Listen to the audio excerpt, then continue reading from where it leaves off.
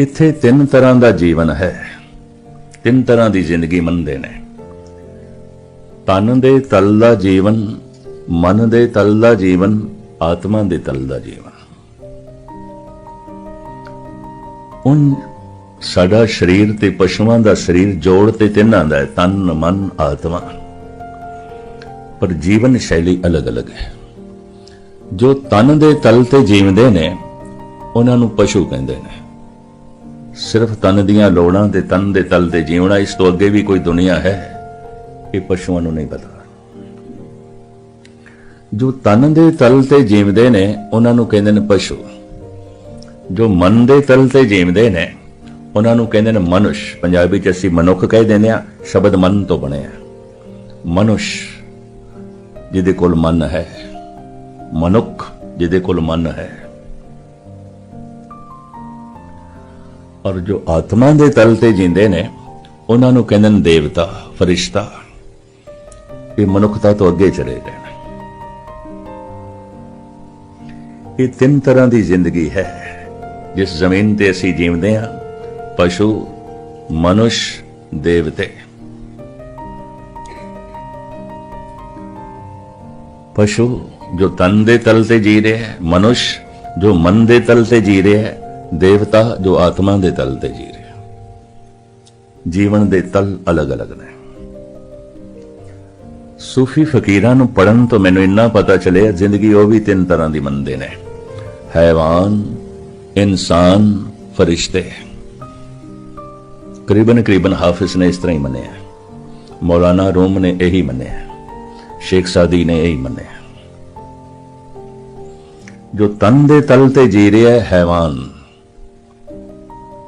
जो मन दे तल ते जी रहा है इंसान, जो रूह दे तल ते जी रहा है फरिश्ता है, वो ते फरिश्ता है। मैं फिर अर्ज करा, हो सकता है दो पैर होवन, दो हाथ होवन, शक्ल मनुखा वाली होवे, अगर मन दे तल से नहीं जी रहा तो फिर पशु है। सिर्फ इतना है, चार पैरों वाला पशु नहीं, दो पैरों वाला है। करतूत पशु की मानस जात, जात करके शक्ल करके मनुख दिखाई दे रहा, मनुख नहीं है। मन दे तल ते जी नहीं रहा।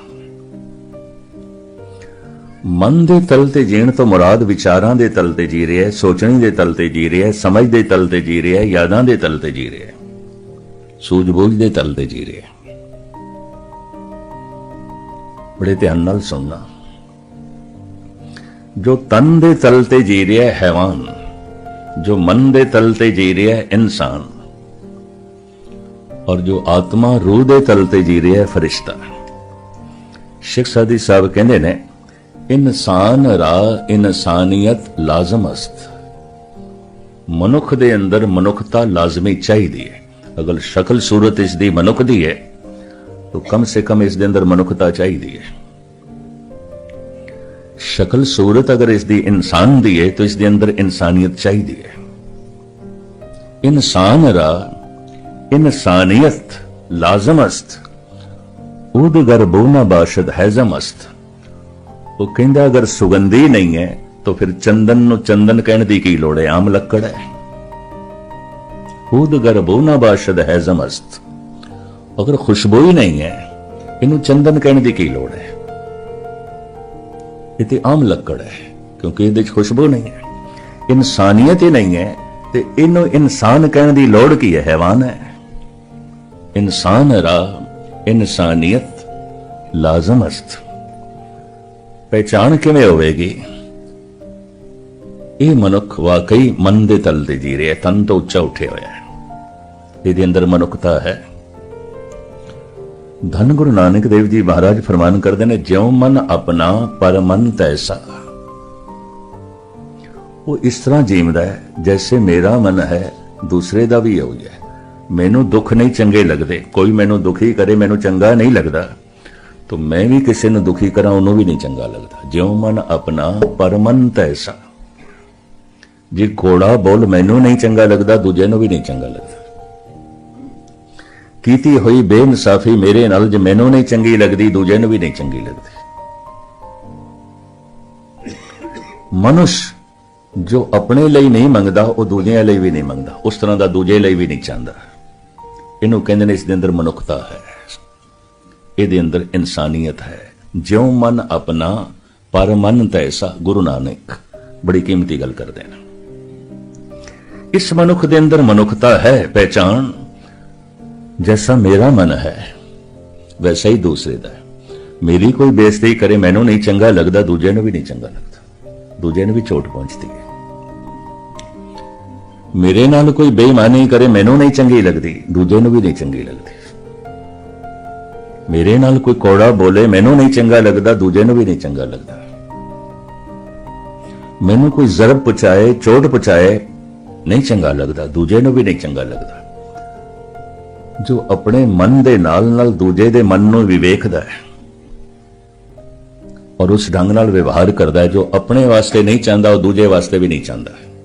ज्यों मन अपना पर मन तैसा, गुरु नानक कहते हैं उसके अंदर मनुखता है, इंसानियत है।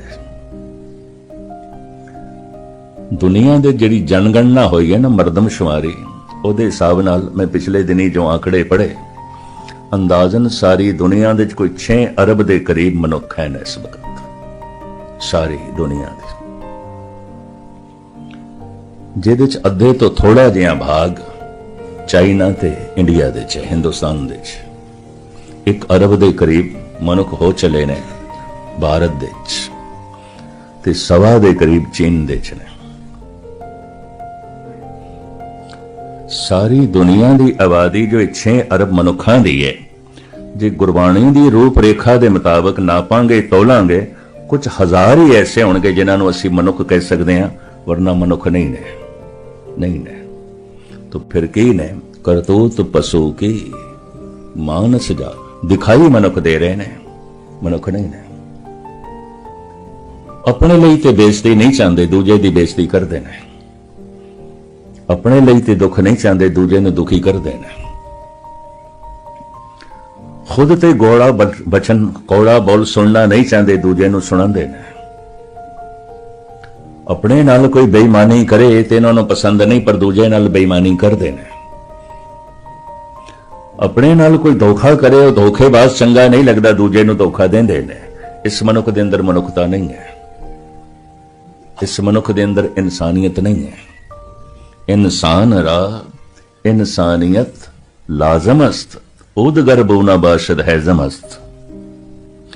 ये 3 तरह की जिंदगी है, पशु, मनुष्य, देवते। इस्लामी ढंग नाल बयान करिए, हैवान, इंसान, फरिश्ते। हैवानां दे तकरीबन हैवान ही ने, पशुआं दे सारे पशु ही ने। मनुखां दे कदी मनुख ऐसे दिखाई दे जाते ने जो मनुख नहीं ने, पशु ने। मनुखां दे कदी कदाई कुछ मनुख ऐसे दिखाई दे जाते ने जिन्होंने देख के कहना पैंदा है मनुख नहीं है, देवता है, फरिश्ता है। ये तो परमात्मा का रूप है, ये मनुख नहीं है, ये तो देवता है। मनुखां दे कुछ मनुख ऐसे दिखाई दे जाते ने, हाँ ये अंदर मनुखता है, ये अंदर इंसानियत है।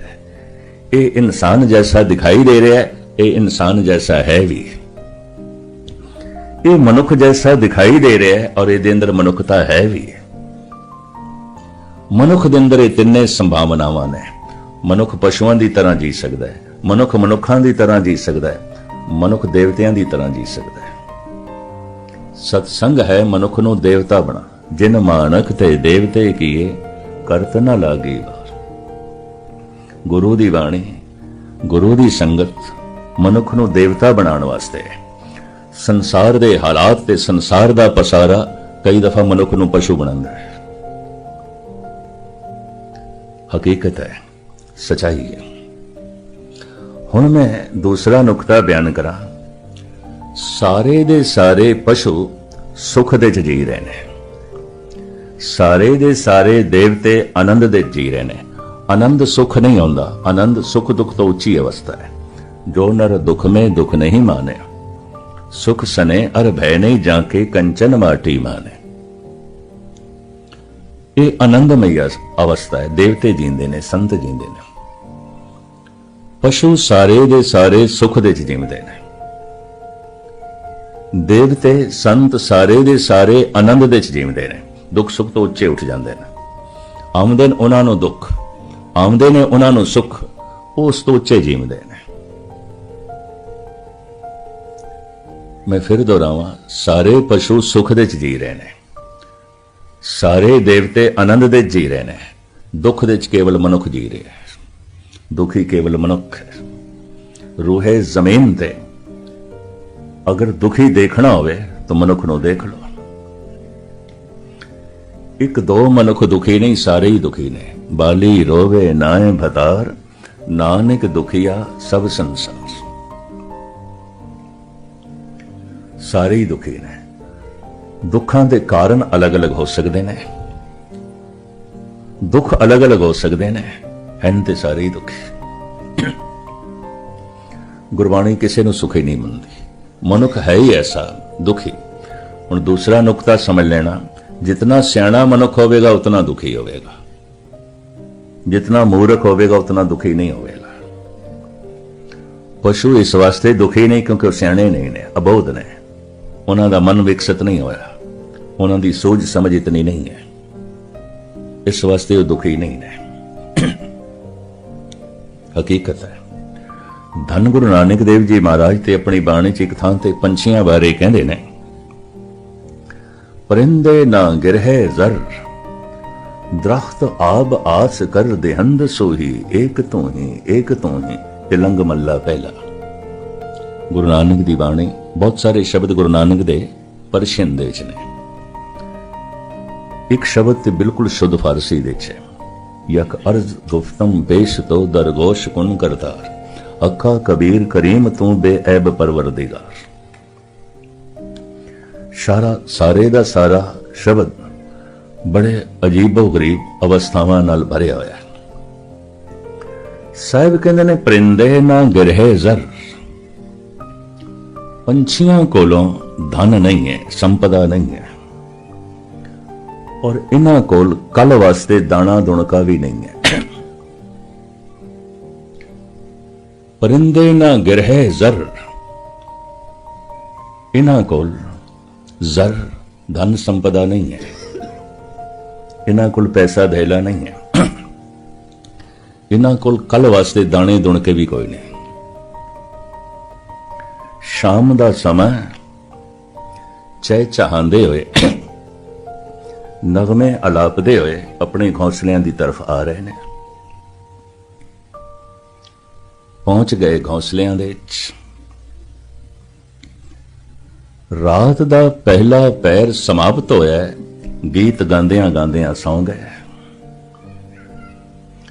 ਰਾਤ ਦਾ ਚੌਥਾ ਪੈਰ ਆਰੰਭ ਹੋਇਆ, ਗੀਤ ਗਾਉਂਦਿਆਂ ਗਾਉਂਦਿਆਂ ਉੱਠ ਬੈਠੇ ਨੇ, ਚਹਿਚਹਾਉਂਦਿਆਂ ਹੋਇਆਂ, ਨਗਮੇ ਅਲਾਪਦਿਆਂ ਹੋਇਆਂ।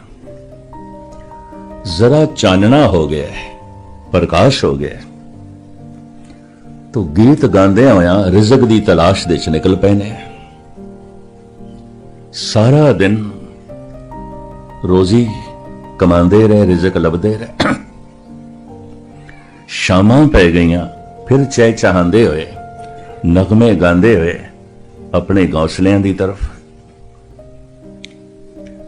ਰਾਤ ਦਾ ਪਹਿਲਾ ਪੈਰ ਸਮਾਪਤ ਹੋਇਆ, ਗੀਤ ਗਾਉਂਦਿਆਂ ਗਾਉਂਦਿਆਂ ਸੌਂ ਗਏ। ਰਾਤ ਦਾ ਚੌਥਾ ਪੈਰ ਆਰੰਭ ਹੋਇਆ, ਪੋ ਫੁੱਟੀ, ਗੀਤ ਗਾਉਂਦਿਆਂ ਗਾਉਂਦਿਆਂ ਉੱਠ ਬੈਠੇ। ਚਾਨਣਾ ਹੋ ਗਿਆ, ਨਗਮੇ ਅਲਾਪਦੇ ਹੋਏ ਘੋਂਸਲਿਆਂ ਨੂੰ ਛੱਡ ਕੇ ਰਿਜ਼ਕ ਦੀ ਤਲਾਸ਼ ਦੇ। ਇਸ ਵਾਸਤੇ ਗੁਰੂ ਅਰਜਨ ਦੇਵ ਜੀ ਮਹਾਰਾਜ ਦਾ ਇੱਕ ਬੜਾ ਸੁੰਦਰ ਵਾਕਿਆ, ਹਉ ਬਲਹਾਰੀ ਤਿਨਾ ਪੰਛੀਆਂ, ਜੰਗਲ ਜਿੰਨਾ ਵਾਸ, ਕੱਕਰ ਚੁਗਨ ਥਲ ਵਸਨ, ਰੱਬ ਨਾ ਛੋੜਨ ਪਾਸ। ਅਕਬਰ ਨੇ ਬੀਰਬਲ ਤੇ ਸਵਾਲ ਕੀਤਾ ਸੀ, ਬੀਰਬਲ ਕਦੋਂ ਸੌਣਾ ਚਾਹੀਦਾ, ਕਦੋਂ ਜਾਗਣਾ ਚਾਹੀਦਾ? ਬੀਰਬਲ ਨੇ ਕਿਹਾ, ਜਹਾਂ ਪਨਾਹ, ਜਦ ਪੰਛੀ ਸੌਂ ਜਾਂਦੇ ਨੇ ਸੌਂ ਜਾਣਾ ਚਾਹੀਦਾ ਹੈ, ਜਦ ਪੰਛੀ ਉੱਠ ਬੈਠਦੇ ਨੇ ਉੱਠ ਬੈਠਣਾ ਚਾਹੀਦਾ ਹੈ। ਪੰਛੀਆਂ ਦਾ ਸੌਣਾ ਤੇ ਜਾਗਣਾ ਪ੍ਰਾਕਿਰਤਿਕ ਹੈ, ਕੁਦਰਤੀ ਹੈ, ਰੱਬੀ ਨਿਯਮ ਦੇ ਮੁਤਾਬਕ ਹੈ। ਮੈਂ ਇੱਕ ਦਫਾ ਫਿਰ ਅਰਜ਼ ਕਰਾਂ, ਪਸ਼ੂ ਸੁਖ ਦੇ ਚ ਜੀ ਰਹੇ ਨੇ। ਜਿਵੇਂ ਮੈਂ ਅਰਜ਼ ਕੀਤੀ, ਗੁਰੂ ਨਾਨਕ ਦੇਵ ਜੀ ਮਹਾਰਾਜ ਕਹਿ ਰਹੇ ਨੇ, कल वास्ते पंछियां कोल कुछ भी नहीं है, लेकिन गीत गांदे होया आ रहे हैं अपने घर। कल वास्ते कुछ भी नहीं है, गीत गांदियां गांदियां सौ गए। सवेरे गीत गांदियां गांदियां उठे ने, फिर गीत गांदियां गांदियां नगमे अलापदे होया रिज़क दी तलाश। हज़ारां तरह दीयां चिंतावां लैके मनुख शाम नूं अपने घर आउंदा है। आम मनुखां दे हालात, हज़ारां तरह दे स्यापे लैके रात नूं सौंदा है। हज़ारां तरह दे दुखड़े बखेड़े लैके सवेरे उठदा है। हज़ारां तरह दे गम लैके घरों निकलदा है ते हज़ारां तरह दे रोने लैके शाम नूं घर वापस आंदा है। मनुख कोल इस तो इलावा होर है की? जद कि इस दे कोल 7 पीढ़ियां दे भी खाण वास्ते होवे, कल वास्ते भी बथेरा है, कई सालां वास्ते है, फिर भी रोंदा आ रहा है घर, फिर भी होके भरदा आ रहा है। पंछियां कोल ते कल वास्ते भी कुछ नहीं, फिर भी गीत गांदे आ रहे हैं। पंछियां कोल ते कल वास्ते भी कुछ नहीं, फिर भी गीत गांदियां गांदियां सो रहे हैं। गुरु नानक देव जी महाराज दे बोलते लंग मल्ला पहला, परिंदे ना गिरहे जर, दरख्त आब आस कर, देहंद सोही एक तो ही एक तो ही। इन्हां कोल धन संपदा नहीं है, पर इतना पता है अज मिले तो कल मिलेगा, मिलेगा। अज रिज़क मिले है, कल मिलेगा। मनुख बड़ा चिंतातुर है, अज गल बनी है शायद कल ना बने, शायद ना बने। मनुख ते हज़ारां साल का इंतजाम करता है, भावें जीवना 2-4 दिन का होवे, बड़ा कुछ करता है, बड़ा आडंबर है, पर इतने बावजूद भी दुखी है। जितना सियाना है उतना दुखी है, जितना धनवान है उतना दुखी है। चाणक ऋषि का अनुभव मैं थोड़े सामने रखा। वो कहता है, चोटी का धनवान बन के ही पता चलता है कि मैं अंदरों कितना गरीब हाँ, मुफलिस हाँ। मुझे नहीं पता चलता। एक गरीब बंदा बाहर की गरीबी नाल उलझिया होया है, एक मुफलिस मनुख बाहर की मुफलिसी नाल उलझिया होया। बड़े ध्यान नाल सुनना। बहुत सारी धन संपदा प्राप्त करके मनुख नूं अपने अंदर की गरीबी का पता चलता है, मुफलिसी का पता चलता है भी कुछ भी नहीं। सब कुछ प्राप्त करके पता चलता है कुछ भी नहीं मिले, कुछ भी नहीं मिले। बहुत वड्डी ताकत प्राप्त करके अपने अंदर की कमजोरी का पता चलता है। दुनिया के बड़े शक्तिशाली मनुख मन्ने जाण वाले अंदरों बड़े भयभीत होंदे सन, रात नूं सुपने भी उन्हां नूं डरावणे आउंदे सन। बहुत वड्डी ताकत प्राप्त करके ही अंदर की कमजोरी का पता चलता है। बहुत वड्डी धन संपदा प्राप्त करके अंदर की गरीबी का पता चलता है। और बहुत वड्डा ज्ञान प्राप्त करके अंदर दे अज्ञान ते मूर्खता का पता चलता है। जिहड़ा मनुख अजे बाहरों ही मूर्ख है, उन्होंने अंदर की मूर्खता का की पता चलेगा।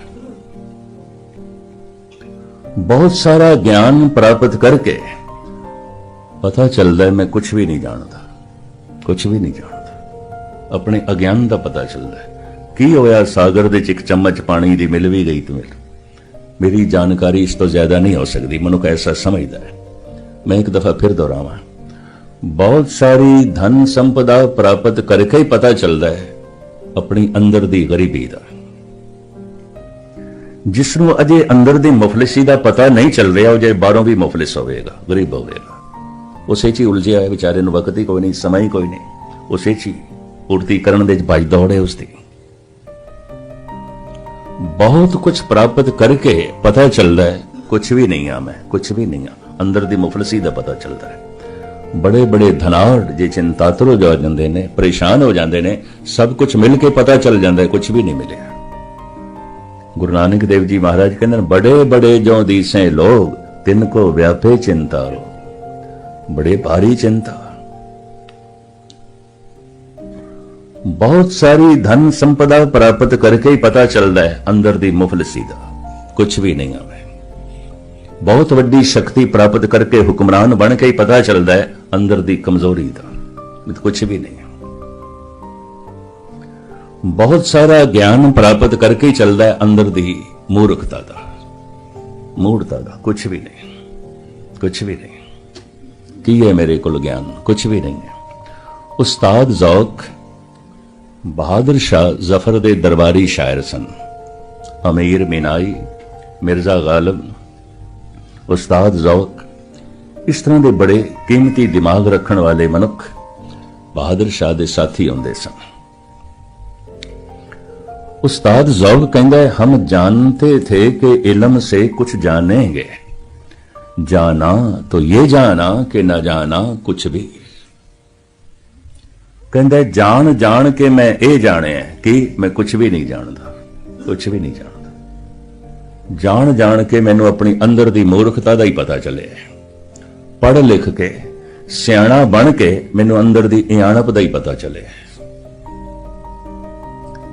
और जिसनों अपनी अंदर दी इयाणप दा पता चल गया, मूर्खता दा पता चल गया, समझ लेना सियाणा है। और कदी कबूल भी नहीं करेगा कि मैं सियाणा, क्योंकि उन्होंने अपनी अंदर दी मूर्खता दिखाई देती है, अंदर दा अज्ञान दिखाई देता है। इतना भारी ज्ञान है जगत विच, की है मेरे को एक चम्मच पानी दी मिल भी गई तो की है।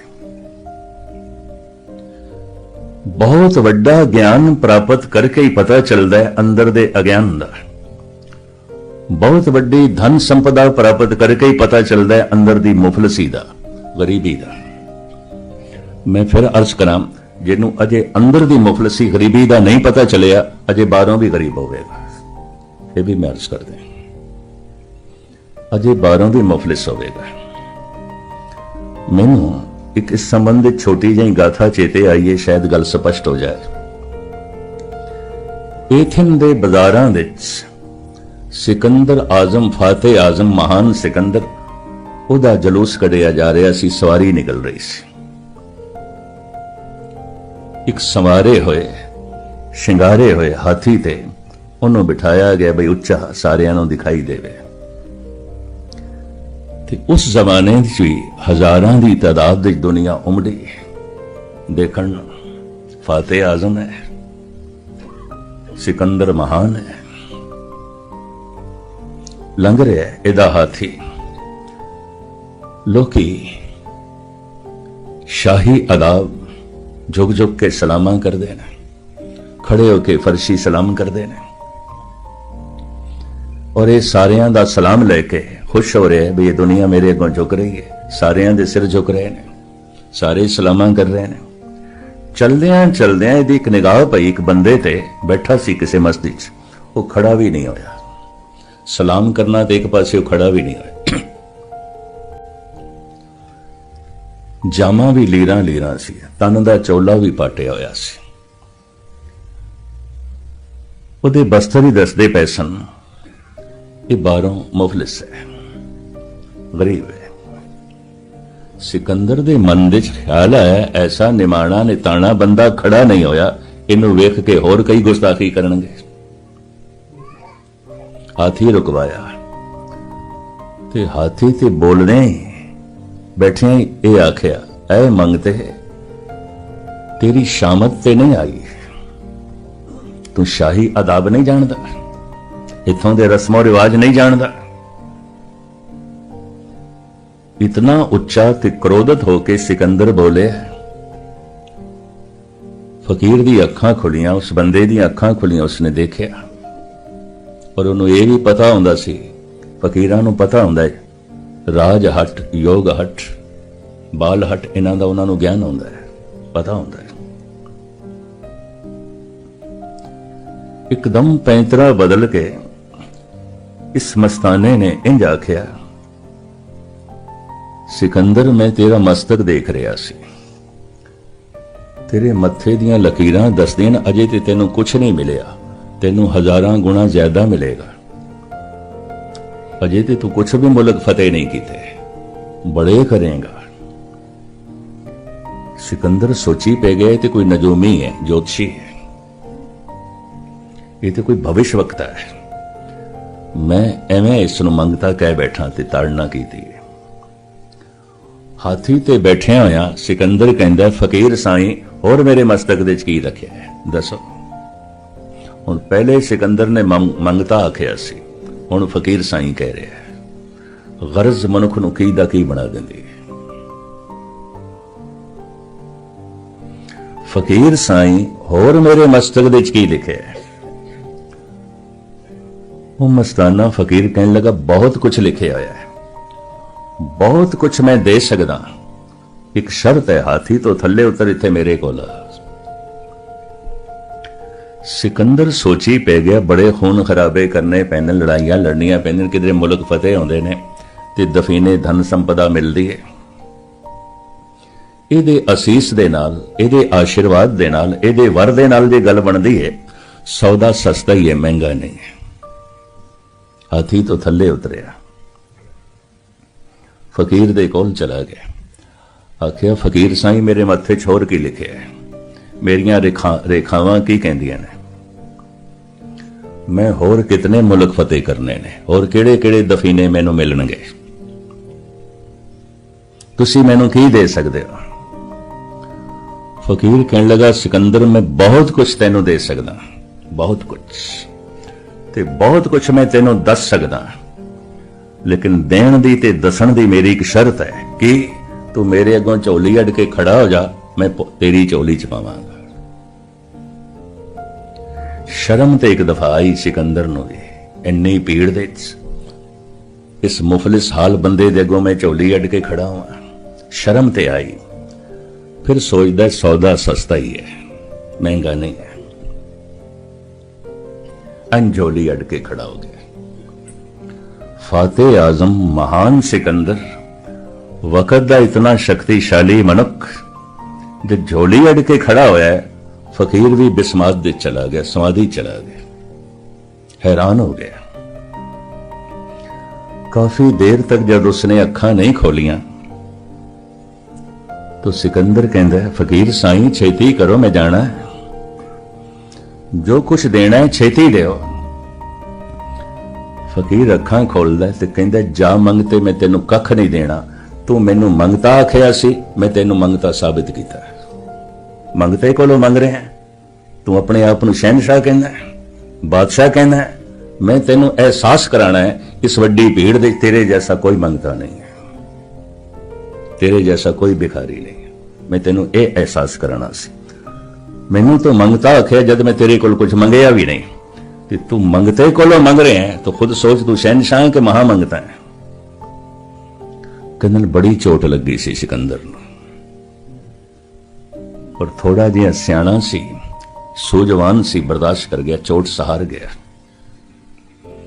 क्योंकि थोड़ी जी असलियत ते जाहिर होई। मैं फिर अर्ज करा, चोटी दी धन संपदा प्राप्त करके ही अंदर दी मुफलसी दा पता चलता है, बस धन प्राप्त करने दा यह लाभ है, इतना लाभ जरूर है। बहुत कुछ मिल के ही पता चलता है, कुछ भी नहीं मिले, अंदर दी गरीबी दा पता चलता है।